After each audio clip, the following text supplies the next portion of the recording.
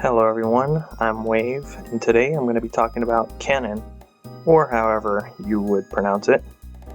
I do think that this is a visual novel that is pretty much the gold standard when it comes to visual novels, and it just so happened to be Key/Visual Arts' first visual novel, and I think they really did knock it out of the park.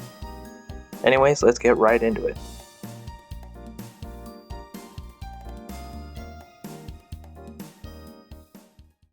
So first off, Kanon's got a lot of different dialogue options, and it allows for like a pretty enjoyable experience to just be able to click through and feel like you as the player have a lot of freedom when it comes to, carving your own path throughout the story. There is 5 different routes throughout the game, but there is no true route.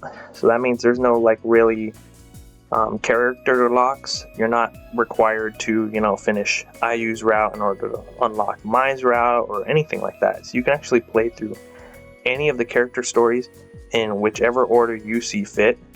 But I think that's a lot more enjoyable, at least for myself personally.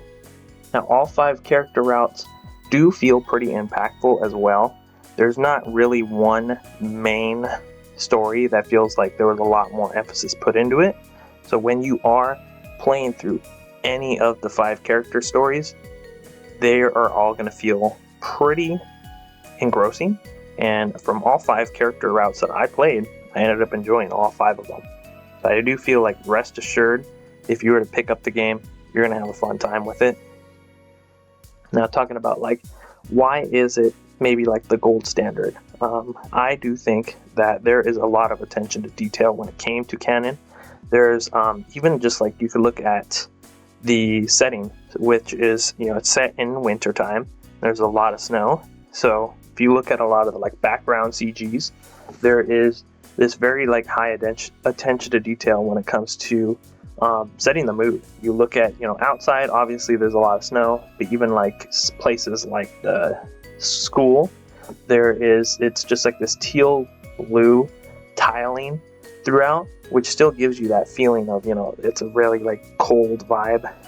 But then as soon as you get back to the player's house, there's a lot of browns and oranges that just makes you relax, and you are suddenly, brought from that, cold outside of the door, walking in, and all of a sudden hit with the warm vibes.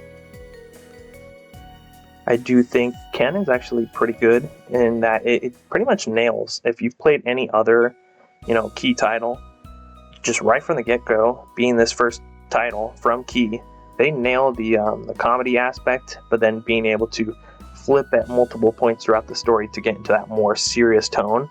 One thing that I do think that is pretty good is that Kanon, being an older title, it feels like it's still pretty lengthy, but it respects the player's time, if that makes sense. I don't feel like there's very long stretches of time to where you're just reading it and it feels very padded out and nothing's really progressing story-wise.